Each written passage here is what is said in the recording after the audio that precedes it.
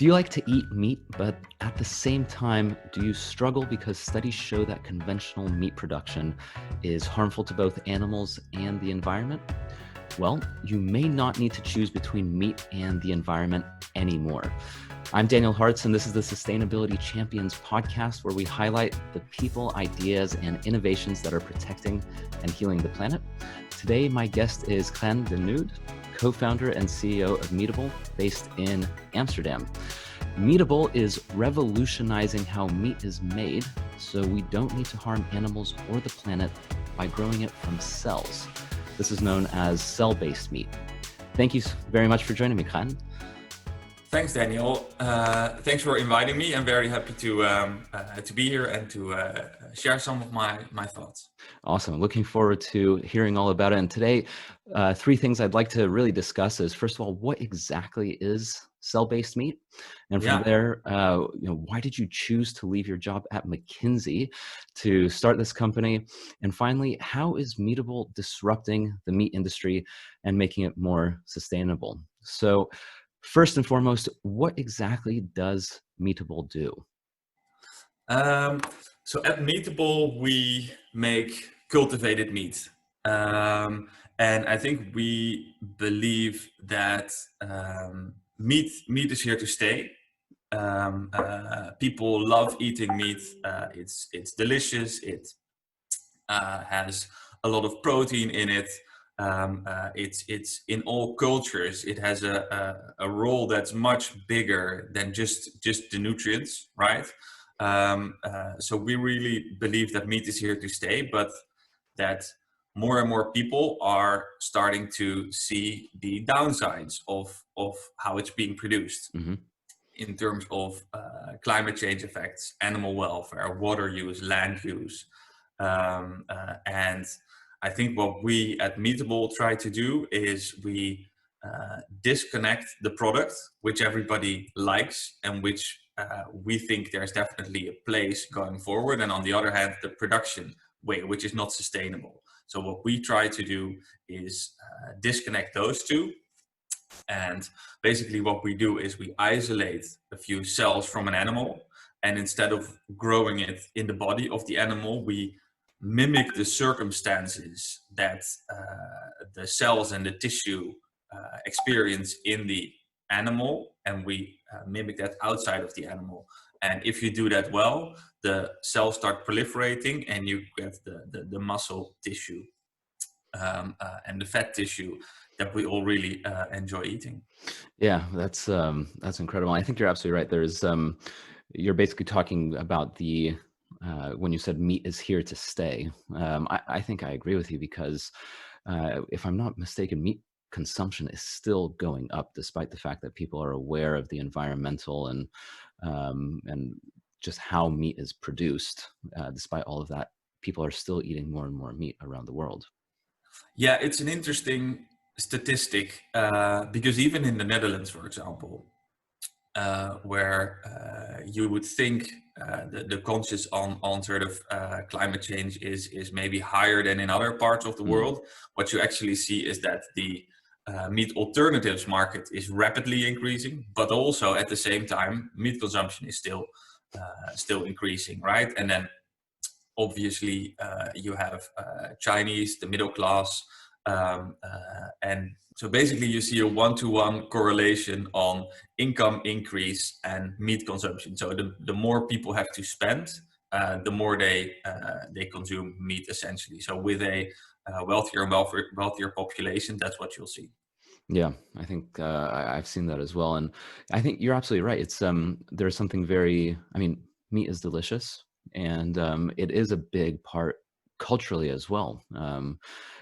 Because I mean, going back thousands of years, it's an important part of society and how people actually would celebrate things. So it's not just food that we're talking about here. We're really talking about families getting together and societies working. And so, yeah, it ultimately is, how do you ensure that with this growing meat consumption, how do we make sure that we're actually keeping it or creating it in a way that's good for the environment and doesn't harm it? Exactly.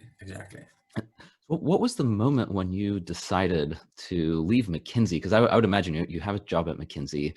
I'm assuming it's a good job, and you just said, you know what, this isn't for me. I'm going to start a cultivated meat company. What was that? What was that moment? Personally, for me, this is one of the um, most important topics that you can work on. If you look, and with that topic, I mean in general, getting animals out of the food system, or becoming less reliant on animals for our food production. Uh, like we already said, it touches on so many of the mega trends and so many of the biggest challenges that we have as society. So I think that was one of the reasons that I thought this alternative protein, as they call it, which is sort of the bigger, and we're part of that with cultivated meat, but that's sort of the bigger movement. Hmm. Um, I just felt a very strong connection. Um, Secondly, I really enjoyed my time at McKinsey. I learned so much there. It's an amazing company, but by definition, you're on the sidelines. You Hmm. advise Right. business leaders on how to run their business, and I thought next to the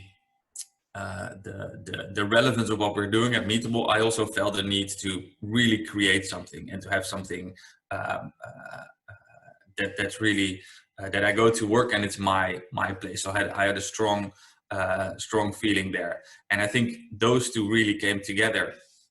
And then there was just the opportunity. I met Dan Luining, my co-founder.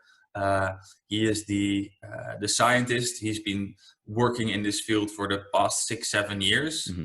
and he had a great scientific plan. But he said, "Krijn, I don't know how to build a company out of this. I don't know how to do the fundraising, how to build an organization." I said, "Okay, I think I can definitely help with that." And we hit it off. We had a couple of conversations, and that's sort of how it came to be. Wow, very cool. I mean, it's such a big change from what you're doing or what you were doing at the time. Um, yeah, and I agree with you. I think you're absolutely right. The food systems, I keep seeing just in various areas when I read about sustainability, how important it is to change how food is produced for us to live sustainably on the on our planet because uh, to feed, you know, approaching 8 billion people. And like you said, there's a growing middle class. And because of that growing middle class, now more and more people are eating meat. So it's such an important question. How do we feed everyone without basically completely killing the planet? And so what exactly is Meatable doing? I mean, I suppose I'm not a scientist, so I can't really appreciate the complete nuances of it. But what exactly is Meatable creating, and why is that or how is it revolutionizing the meat industry? Uh, yeah, so like I said, in the basic concept is very simple. So Hmm. we recreate what happens inside of the animal, in the muscle of the animal. We recreate that outside of the. But I can go a little bit more into detail on that. Uh, so we start with a few cells Okay. essentially, and then what you can do is you can mimic in a vat. We sort of compare it to a beer brewing vat. You can put the cells in there, and you make sure that they feel comfortable. And that means putting them in 37 or 38 or 39 degrees, depending Hmm. on the species. You make sure that they have enough oxygen, and you give them the nutrients that are required for them to start dividing themselves. So that's glucose, that's amino acids, which is the building blocks of proteins, Right. some salts, some vitamins.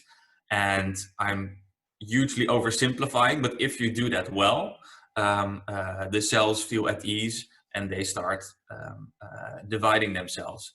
And then in our case, they go to a second beer brewing vat, so to say, and that's where we start the process of moving from the stem cell to a muscle and fat tissue, and in the end, meat. And then, if you do that successfully, basically in a period of say 3 weeks, you can make a piece of meat. Wow. Okay. And so you mentioned species, depending on the species. So what meats do you focus on, or what species do you focus on? So right now we have a big moment coming later this year, which is our first prototype showing. Oh, That congratulations. will be a Okay. pork prototype. One of the reasons it's because it's the most widely consumed meat in the world, Mm, and definitely also in Asia, which is one of the big meat growth markets. It's the most widely consumed by far. Um, so that's one reason. And the second, we are focusing on the second meat type is beef. And the reason for that, obviously, is because it has the highest greenhouse gas footprint, right? The highest climate change footprint. hmm Interesting. I've spoken to a few other cell-based or cultivated meat companies, and you're actually the first who's focusing on two species at the same time, on both pork and beef. There's a couple of other companies, they just focus on basically on one. Um, and it's interesting to hear that you're doing both. So this first prototype, what's the actual product going to be? Yeah, we're gonna keep that for us to ourselves for Okay, now. fair enough. I'm afraid we're building up the tension, so that's gonna be, you'll see that Absolutely. somewhere in Q4, probably end of Q3, beginning of Q4. That's awesome. And have you had a chance to taste any of the products that you're working on so far? No, not yet. So the interesting thing is that we are still in sort of the small scale production, Mhm. right? So what we now do is we analyze. I see. So we put it there. There are so many tests you can do in terms of, does it have the right texture? Does it have the right flavor? Does it have the right protein content? So we really use the materials we currently have for the analytical testing to make sure it's as good as we want it for the prototype. Yeah, that's very cool. And so you said it takes 3 weeks to go from a cell to a meat product? Yeah, yeah, exactly. And that's of course dependent on how many cells you start with. You can imagine, but once we have enough of enough of the cells that we have in the first vat, then the actual process of going from the stem cells to the meat tissue to the meat, that takes about 3 weeks. Wow. So, how long does it take to normally produce meat, you know, in its current form? So when you have a baby cow or a baby pig, before it's ready to actually be turned into meat, how long does that process take? I believe typically, I mean, it depends on when you slaughter the animal, right? So if you have veal meat, I think that's less than a year. Mm, Um, but typically, I think it's for beef, it's like 18 months, something like that, wow. before the cow is slaughtered. So it's a different time frame for sure. So yeah, I mean, you're speeding up the entire process from, let's say, 18 months down to 3 weeks. And how much space is required to, I mean, compared to meat production, normal meat production, how much space and like water and all of that is required to make your process compared to the way it's normally done? I mean, it's way less, right? And Yeah. one of the reasons, of course, is because you can, as we say, you basically can go up, and you cannot do that with cows grazing in the field, right? Right. There's only one plane there, so for sure we'll need far less land. And same with water. You can imagine cows and pigs, they need a lot of water, especially if they're only being slaughtered after 18 months. They need a lot of water to produce those couple of kilograms of meat. And that's I think the latest estimates are that it's over more than 90% more efficient in terms of its water use compared to traditional farming. Wow. So they're basically, from the point of view of revolutionizing, I mean, you're really completely, like you said, you're separating the production of the animal and the actual meat. And because of that, you don't need any of the space or water that's required. Um, I noticed that you used the word cultivated, and at the beginning in the introduction, I said cell-based. So is there a difference in the terms, or why did you pick to use the word cultivated meat? I think we feel that this best describes the product that we're making. And we went from clean meat to cell-based meat to cultivated meat. And I think it best describes, because in the end, cell-based meat, traditionally produced meat, is also cell-based meat. So that's why we sort of felt cultivated meat is sort of the most accurate in terms of its description of what it actually is. That's so funny. You're absolutely right. Cell-based meat is, yeah, meat is made of cells.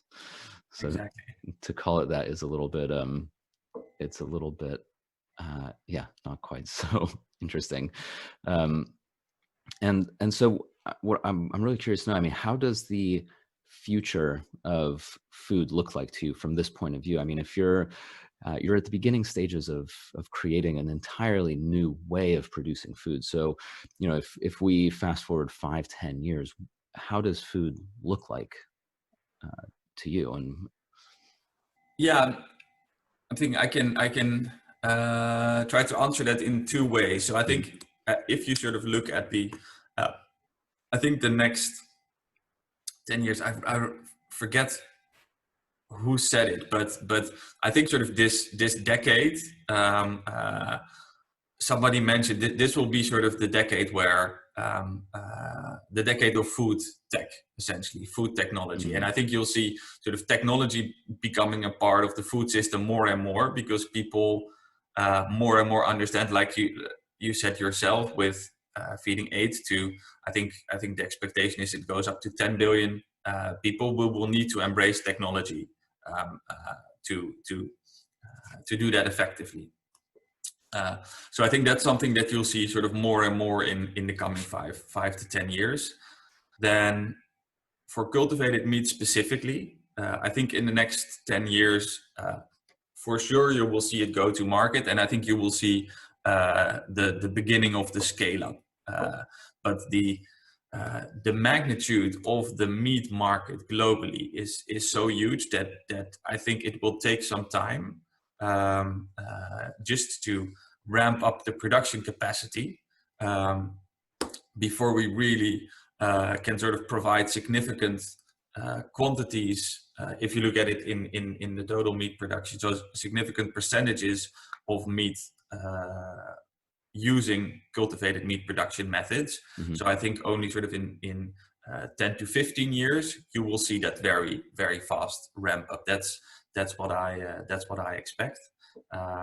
Yeah, so that's a couple of thoughts on how I see that playing out. So I think this decade, food technology will become more and more sort of ingrained in our food system, and you'll see sort of the products hitting the market and scaling up in sort of the next 10 years. Yeah.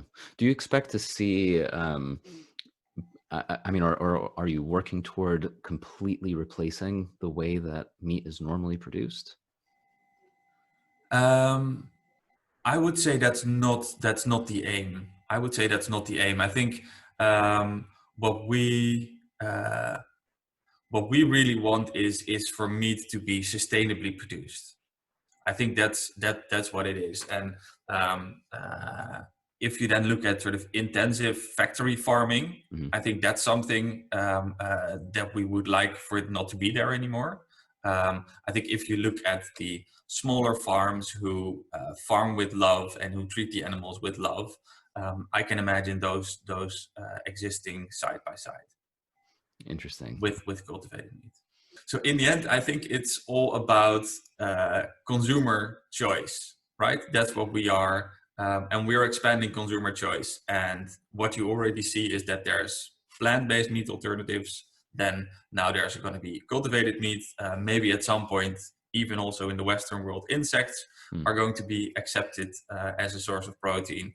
And I think what we are trying to do at Meatable is increase that consumer choice, and then it's up to the consumer to decide in the end which products they like most. And It's in terms of consumer choice. I mean, will you be? Uh, I know right now the challenge with this technology is to actually create something that's like an actual steak, for instance, that looks like a steak. Is that something that you're eventually planning on going toward in terms of like basically creating any type of cut of meat that anyone could possibly want?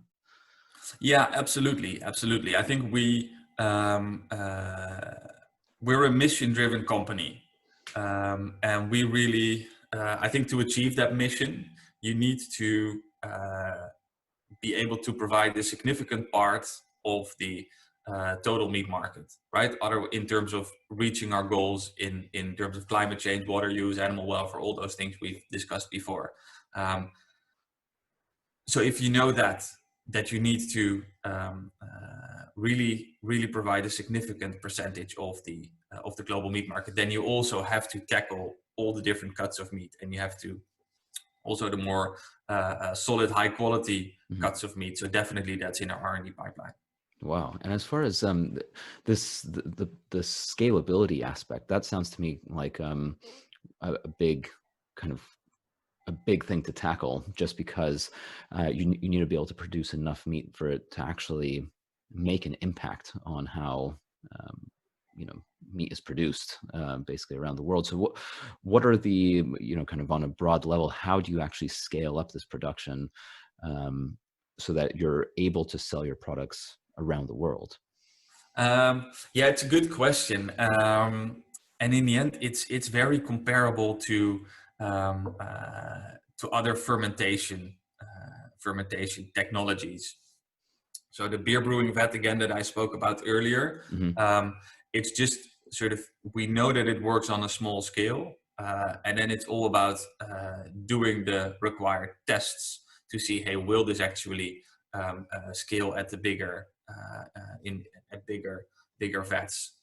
So in that sense, it's very similar to any R&D process where you start small and then you see in your processes, and you can do the required test to see if it actually scales. And it's a very good point, because we need it to scale, right? Because Hmm. you need to be cost efficient. Again, we're a mission driven company, so you know that again, to be able to supply significant parts of the global meat demand with our products, it needs to be available for everyone. So it needs to be in the end price competitive with traditionally produced meat, and also to reach that price, you needed to scale. Yeah, it's interesting because I've spoken to, like I mentioned, a couple of other cultivated or cell-based meat companies, and part of their vision is to also completely remove the or significantly decrease the travel distance that food has to move. For instance, there's a company in Singapore called Shiok Meats, and they do currently they're focusing on shrimp and then moving on to lobster. And Sandhya's the CEO. Her vision is to actually create um, these breweries around the world, so you don't need the shrimp to travel at all. Like you can grow it right outside of Amsterdam, for instance, and then bring it right in. So is that? But I'm not sure if that's the correct way to do it for everyone. Is that how you envision it as well? Is to have like breweries all over the world, or just one central hub where it's all created and then distributed? No, I think that definitely resonates. And the beauty indeed is you can scale, but you can only scale so much, right? So for Right. example, probably the tipping point will be somewhere at a couple of thousand kilos per facility. Mm. So that means that you can indeed make sure that demand and supply are very well connected, and indeed just outside of Amsterdam Yeah. you can have your meat production facility. That's really cool. I imagine, I mean, I'm just thinking in terms of like, because clearly with this kind of increased consumer choice, plant-based meat options are, that's that's a completely different product. I mean, yes, it is supposed to replace meat. You just have to philosophically agree that veganism, or not eating meat at all, is the correct way to go. Whereas what you're saying is actually, and this is what you said at the very beginning, meat is here to stay. So you're not saying don't eat meat, you're saying just eat a different type of meat. And I imagine that that could, um, it will reduce the type of the number of farmers who are actually creating normal meat consumption. It'd be really interesting to see if farmers who are currently producing regular meat would actually start working for a company like Meatable and moving in order to stay in the same field. Uh, but maybe their demand has gone down and they can't afford to actually run their farm anymore. So um, from the point of view of what are the implications of your technology, I wonder what the shift of people and occupation will look like. Do you have any thoughts on? Yeah, it's an interesting question, and obviously we talk to farmers, right? And I'm always amazed by how um, scientifically savvy they are. Like they are scientists. I can tell you that. So I definitely could see it happening, right? And I think it's too early to sort of judge how it will exactly play out, but you can see that they have a role in providing some of the nutrients that that we use to create our meats, right? So Mhm. that's definitely an area. I think secondly, and that's an idea that's also been posed in the Netherlands, is could they move from traditional meat to cultivated meat, or could they do side by side so that they also have a couple of live animals and have a cultivated meat production unit. So I think there's definitely there's many ways how this could play out. Yeah, that's a really good point. Yeah, you could have both, because I imagine there will still be, like you said, there probably still will be a market for actual. I wonder how will you actually call traditional meat? We have like we said, we have a word for what you're creating right now, which is cultivated meat. Is it just going to be called traditional meat, or? Yeah, I call it traditionally produced meat. Indeed, yeah. We'll see what happens. We'll Yeah, see what happens once cultivated meat hits the market. yeah. Yeah. And so what's currently the biggest challenge that you're focusing on and looking to overcome? I think it's the scaling.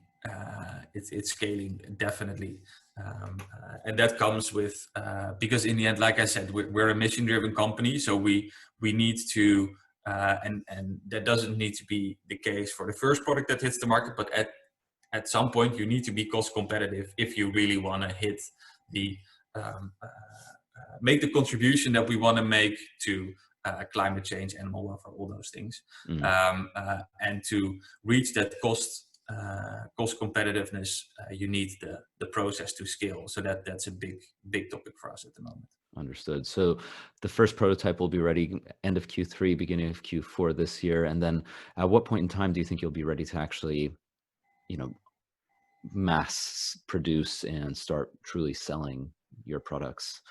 Yeah, so we're sort of in the next 2 to 3 years planning on hitting the market with our first products. Like I said, I think the meat market is so big that before we really you will start seeing it as a percentage in sort of the total meat consumption. I think that will be sort of more 5-6 years away. Hmm. But pending regulatory approval in the next 2 to 3 years, we're planning to get our first product on the market.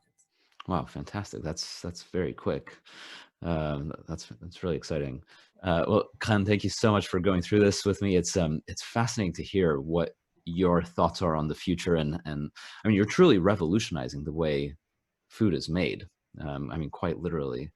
And I think the future is very bright. And companies like Meatable, I think, are absolutely crucial to how we can live sustainably uh, on the planet. Because, like we were saying at the beginning, food production is a huge uh, puts a huge strain, and it has a really big impact on the environment. So if we can find a way to feed ourselves while at the same time completely removing um, that strain, I think it's exactly what we need to do. Um, so for anyone who's interested in actually learning more about Meatable, or if they want to read about what you're doing, where exactly can they find you? Very easily. So meatable.com. And it's the story is there, the FAQ is there, so you can learn everything you want. Sounds very good. So yeah, Meatable, MEATABLE.com. And there's a lot of pretty pictures of fields and cows, and it's a very, very nice looking website. Well, Krijn, thank you very much for your time. Really appreciate you going through this with us. Yeah, it's very interesting. And have a great rest of your day. Cool. Talk soon. Bye, Daniel. Take care. Thank you very much for listening to this episode. If you enjoyed it, give us a 5-star rating. And also, please subscribe, whether on your podcast app or on YouTube. And that way you can be the first to know about new episodes. Thank you very much, and talk to you soon.